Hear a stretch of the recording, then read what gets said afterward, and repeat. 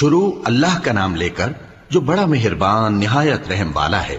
لوگو اپنے پروردگار سے ڈرو جس نے تم کو ایک شخص سے پیدا کیا، یعنی اول اس سے اس کا جوڑا بنایا، پھر ان دونوں سے کثرت سے مرد و عورت پیدا کر کے روئے زمین پر پھیلا دیے۔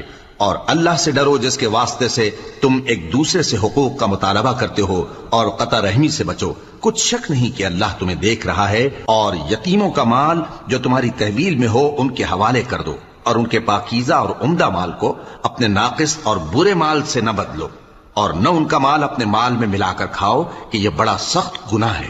اور اگر تم کو اس بات کا خوف ہو کہ یتیم لڑکیوں کے بارے میں انصاف نہ کر سکو گے تو ان کے سوا جو عورتیں تم کو پسند ہوں، 2 یا 3 یا 4 ان سے نکاح کر لو۔ اور اگر اس بات کا اندیشہ ہو کہ کئی عورتوں سے انصاف نہ کر سکو گے تو ایک ہی عورت سے نکاح کرو یا باندی سے تعلق رکھو جس کے تم مالک ہو۔